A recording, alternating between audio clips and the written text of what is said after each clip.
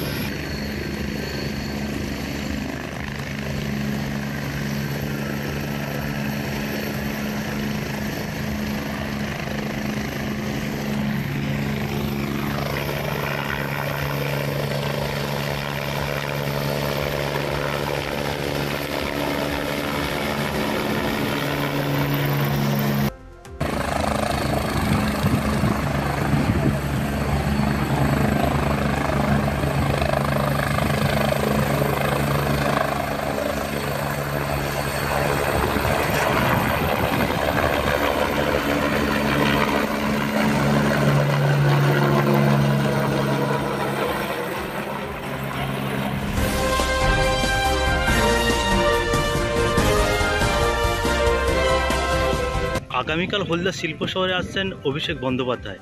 কি কি কর্মসূচি রয়েছেন এবং কখন আসবেন, কত সময় থাকবেন? আগামীকাল বেলা 2টোর সময় আসবেন আমাদের নেতা অভিষেক বন্দ্যোপাধ্যায় হলদিয়াতে, এবং এখানে আমাদের তমলুক সাংগঠনিক জেলার নেতৃত্বদের নিয়ে বসবেন এবং সাংগঠনিক আলাপ আলোচনা রয়েছে। তো এটাই মূল প্রোগ্রাম। তো এটা নিয়ে নেতা যেমন বার্তা দেবেন সেই মতো জেলা নেতৃত্বরা সে বার্তা কালকে দেবেন। কী নিয়ে বৈঠকটা? মূলত ইলেকশন নিয়ে বৈঠক। ইলেকশনের প্রাককালে আসছেন, কিছু রূপরেখা দেবেন এখানে আমার তমলুক সাংগঠনিক জেলায়।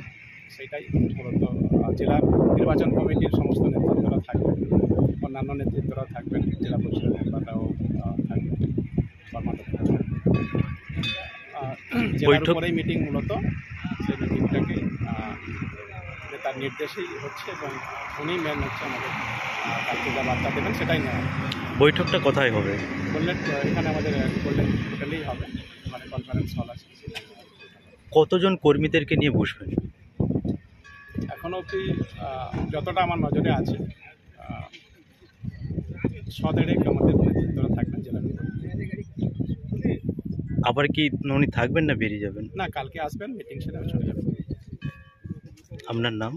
শেখ আজগর আলী, তমলুক সাংগঠনিক জেলা, টিএমওয়াইসি। কেকার পেস্ট্রিতে জিবে জল সপারি, ওয়াও আশাতে লাজবাব নিউ বিদ্যুৎ বেকারি, টিপটপ টিফিনে और हैप्पी पार्टी, নিউ বিদ্যুৎ বেকারি, মানডে টু সানডে, ছোট বড় সবার পছন্দ একটাই, নিউ বিদ্যুৎ বেকারি প্রতিদিন চাই চাই